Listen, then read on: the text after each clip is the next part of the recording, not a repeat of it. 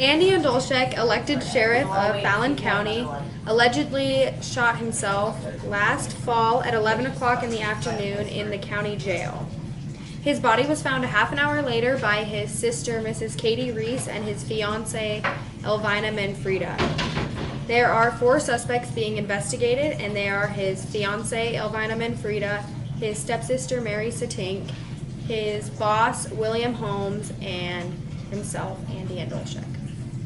Okay, so when you look at Andy's will, everything is willed to Elvina, and that's his fiance. And that's that. And we went through Elvina's love notes to Andy, or just notes, and this is the same handwriting as this, more feminine, it looks like. But the love notes talk about how she misses him and how she can't wait to be on the farm with him.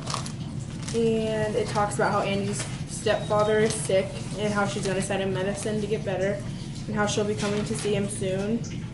And she can't wait one day to live her life with Andy. And the one note is to Andy about the medicine that she gives. I have to crop this part out. This note is this is the formula for Andy's medicine, and it's kind of suspicious when we figure out what that chemical formula is. Okay, so the crime scene note is from Andy allegedly wrote it, and it talks about how the war has finally gotten to him and he cannot go on anymore. The life I have is too difficult to live. I can't keep going on with the thoughts of what I did. The memories still haunt me. With this final act, maybe they will end. In hopes of you all forgive me, I leave my final will at the bottom. To my beloved Elvina, I leave all my possessions, including the farm and money. And the handwriting does look a lot like the love notes and the will. They all look a lot more feminine and a lot alike. We also have Andy's journal as some evidence, and it just talks about, so it starts in February 26, 1947, and he receives medicine, and it just keeps going. He gives the medicine to Martin, and then Martin dies the day after he takes the medicine. Elvina is going to find out about the lie, and he keeps talking about a lie to Elvina. Bill is getting on his nerves. Elvina is going to hate me. What if she leaves me? Why is this all happening? Can't stand the lies. It's just too much. What if they find out? This is too much. Should I just come clean? Elvina is going to hate me. Bill will turn me in. Bill is getting suspicious. I had to hide them again. Why can't I just throw them away? Is it worth it? Elvina is coming today. She got off the plane yesterday. And then there's just a lot of ripped pages after he says, Elvina's going to hate me and she's coming off the plane today. And it's all in his handwriting, it looks like. And there's just ripped pages, and then that's it. This is the recipe box taken from the crime scene, and inside is a recipe for ricin and something important about castor beans is that by themselves they are not poisonous to humans, but when their outer shell is removed and the beans are ground to a pulp, they become poisonous. This would incriminate Mary Satink, Martin's biological daughter, because she wrote the recipe. Okay. Based on this box of burnt ballots, we could conclude that William Holmes would have beat Andy Andolshek and won the election. The fingerprints lifted from the shotgun and the pictures are from William Holmes. Andy's dad didn't want him to enlist in the Army. She wasn't supportive either of his decision because she wanted him to stay back and help with the farm. She thinks the war affected him and he found his soulmate also, so there was a lot going on for him. He had become lazy after he came home from the war, she thought, and the only thing he really looked forward to was being the sheriff, and that new opening for that. It didn't make sense to her why Andy, why he would get the farm, because the father had said that the farm was going to his other sons. And Mary said she wouldn't have to worry about him getting the farm because he's gone now. So that's kind of suspicious. The suspect report of William Holmes. He didn't really like Andy, he says, and he was jealous of him getting the position over him. He thought he had the position in the bank because everybody liked him, and he just assumed that he would be the sheriff. He thought Andy was very skittish, and we wouldn't even look him in the eyes when they'd have conversations. He said, "I would never have a grudge against Andy." He thought Andy seemed depressed, and that's probably why he killed himself, is what Holmes says. And he says, I'm the sheriff now, so I just gotta look at the bright side of an uncomfortable situation. And then the description of Elvina. She met him in World War II in Sicily at a bar. He hated the Nazis, she said. His stepsister Mary also had it out for her, she thought. They didn't like that he enlisted and marrying someone from a different country.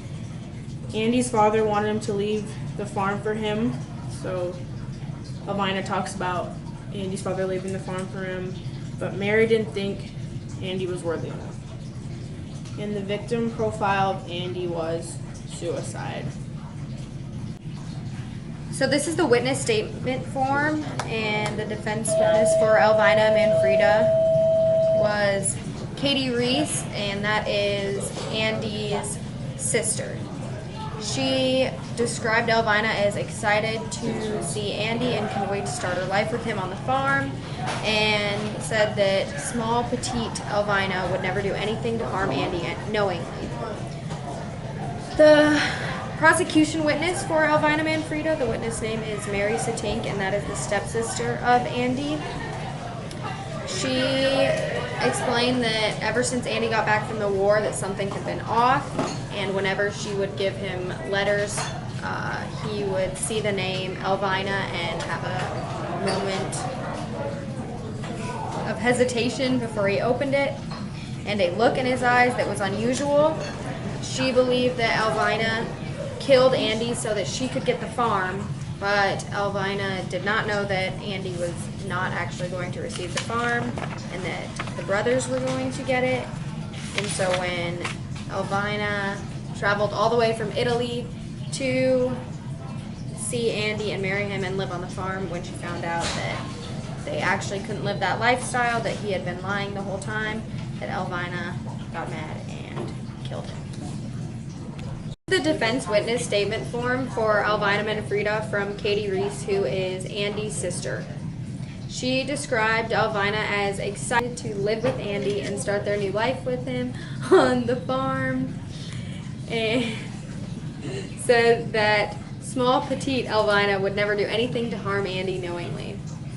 This is the witness statement form for the prosecution witness for Elvina Manfreda from Mary Satink, who is the stepsister of the victim. She explained that ever since Andy got back from the war that something had been off, and whenever she delivered letters, that when he saw Elvina's name, he had a look on his face that was unusual, and she believes that Elvina killed Andy when she found out that he was not going to get the farm and they could not live the life that she was expecting to after traveling all the way from Italy. This is the defense witness statement form for Mary Satink from Alfred Smith, who is the suspect's fiance. He described Mary as having a big heart, kind, and welcoming, and said that she would never do anything to hurt Andy. Ever since his passing, she's been depressed, and he knows that she didn't do it. This is the witness statement form, prosecution witness for Mary Satink, and the witness name is Elvina Manfreda, who is Andy's fiance. She claimed that Mary never wanted Andy to marry her and was most likely worried that Andy would be able to get the farm back from her brothers that she would do anything to protect, and she most likely killed Andy because of her fear and paranoia that he was going to get the farm back, and she claimed that she didn't even like Martin. This is the defense witness statement form for William Holmes, and the witness is Patricia Holmes, the suspect's wife. She described William as hardworking and always wanting to help, but she did admit that after Andy got sworn in, he was bitter for some time and always came home in a bad mood after work and did try to hide it from her. But she explained that she believed he would never do anything to harm anyone on purpose. This is the prosecution witness statement form for William Holmes, and the witness is Richard Jensen, the sheriff's deputy. He described William Holmes as having quite the temper and that he never liked Andy. They would get in disagreements, but he still enjoys his job and takes it very seriously, maybe too seriously at times.